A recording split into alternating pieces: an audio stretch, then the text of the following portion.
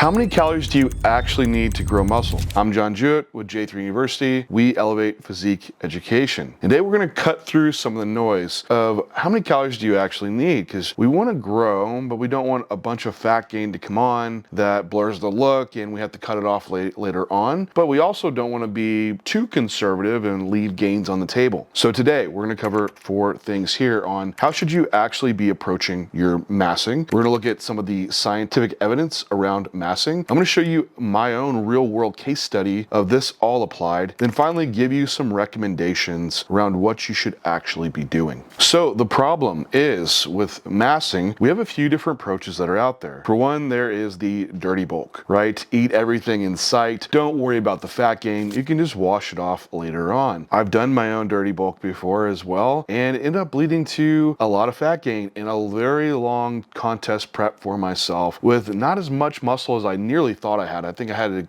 diet off like 50 pounds for that prep that I did, which left to a very hard prep, which on the back end of that, you might have to diet off some of that tissue at the rate of fat loss you might need to occur. However, you definitely probably won't be leaving gains on the table. Caveat to that is if you're an enhanced bodybuilder, managing health metrics as well matters, and also being able to breathe after your sets of squats and leg press to keep your volume load up. On the other side, we have the ultra conservative, and I think I followed the next year doing this approach, which is eating just barely above maintenance. You want to keep body fat down to a minimum. However, problem arrives with that as well is that you very well might leave gains on the table. I've done this approach too. We have the middle of the road approach too, which is going to match your training status to your caloric needs, and also managing that to where you kind of minimize some body fat, allow some to happen, but try to maximize muscle gain. So these are our typical 3 approaches that we see. The first 2 having their own issues, but where do we really fall within this middle ground?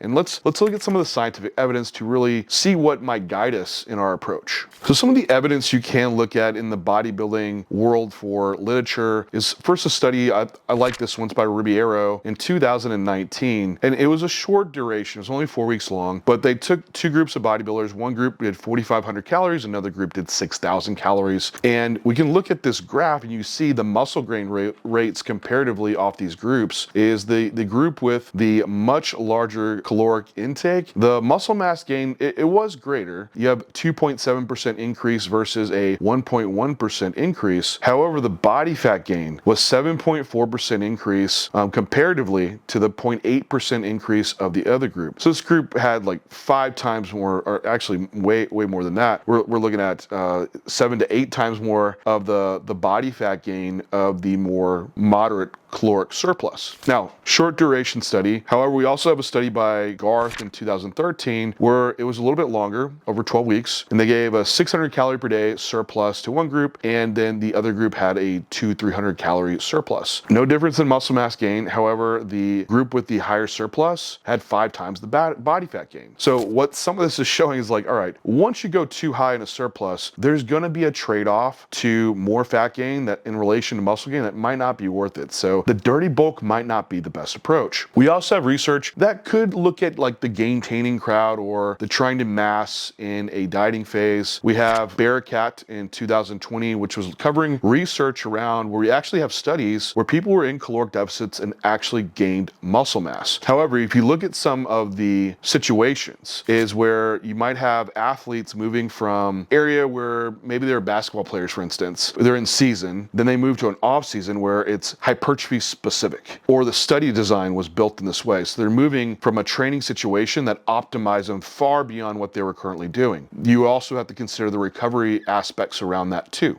Or you might have situations where someone was a bit detrained and now they're moving into a more optimized program, or they just weren't training or untrained to a degree to begin with. Also, higher body fat lifters could have a net caloric surplus to a bit. Like you do factor in someone's body fat percentages. The leaner they are, they're not going to have the greatest propensity to grow. So yes, it could happen. However, there's very specific situations that does happen in. We also look at a study by Murphy 2021. This is a meta-analysis. So it's reviewing all the studies around this topic of caloric deficit and muscle gain, retention, or loss. And the summary is like, once you get beyond a 500 calorie deficit, it blunts hypertrophy. So what we kind of take as a whole is like, hey, specific situations, maybe you could do some recomping, but the big majority of the time, if you even dip into a caloric deficit, you absolutely could take away. So we know as calories go up, it enhances muscle gain, and as calories go down, it's going to limit your muscle gain. So it makes this pretty clear. So you need that energy availability to grow. Now, I know you're out there, you're hard gainers. You're out there, you're like, what do we do? Because man, I throw the kitchen sink and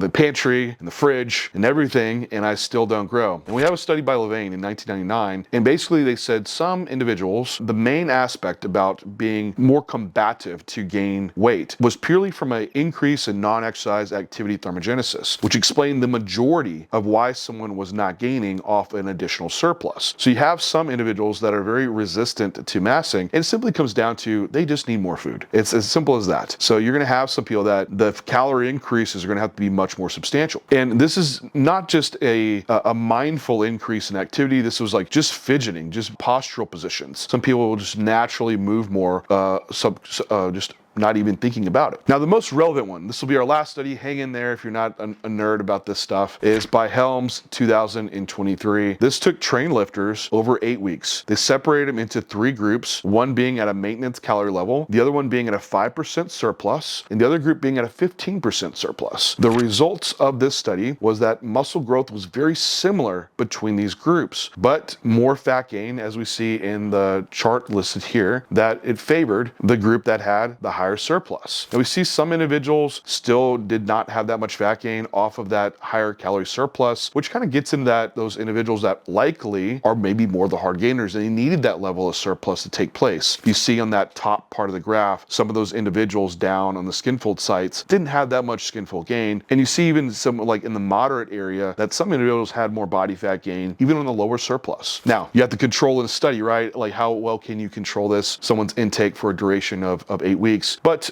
as a summary here, like in trained athletes, like more surplus doesn't necessarily mean more muscle growth. It very well can be more body fat. So let's look at my personal data around this, and we can see this kind of applied and how you might be able to look through your own data and check your visuals, your weight, and see what you actually end up with here. So this was off of a previous off season, the start being at 240 pounds. This was an 18-week push phase. Again, I'm an enhanced bodybuilder. However, this still same principles apply to a natural. I went up to 265, so 25 pound of gain. Here's my front shot. You can see condition was pretty well maintained on the front. Of course, legs, chest, delts, everything just looks a lot fuller. Then off of the back shot, you can see not as much gain, but definitely thicker. The focus for me was definitely in my front shot. Now, the start of this diet was 600 grams of carbs, 330 protein, 60 grams of fat. This was 4,140 calories. By the end of this diet, I ended at 730 grams of carbs, 330 grams of protein, and 75 grams of fat. So 4,915 calories. So this came out to be a 43 calorie per week increase. And the average weight gain was about 1.1 pound per week. Now, you have some weeks where you gain a little more, some weeks a little less, but this all averaged out to a 0.4% body weight increase per week, which we can kind of refer back to our Helms paper looking at a moderate surplus of 5%. They were looking at a 0.2 to 0.3% body weight increase per week. Now, the high group was using a 0.7 to 0.8% increase per week. So kind of fell like right in the middle of this, which being someone more advanced, that very well could be, could I have optimized it, I guess was the question. And what we can look at is like, well, what I would compare back is an off season to an off season and how this looks from maybe a similar cut down point of prep. So I took my 1 year change and I was 7 days out in both of these photos. So fairly similar in body fat. Now this was 230 pounds the previous year, 1 week out from my show. This year, 238 pounds. Similar condition. So very well could say, hey, I very well probably added 7 to 8 pounds of good tissue on. You can see my chest is way fuller in this next shot. Just overall delts, arms a little bigger, even legs, and midsection very well maintained. We can look at the back shot and see finally, okay, there was some size added to your back. In the off season, I find that higher body fats start to blur, like gains in like back thickness as you just see getting that fat layer on you.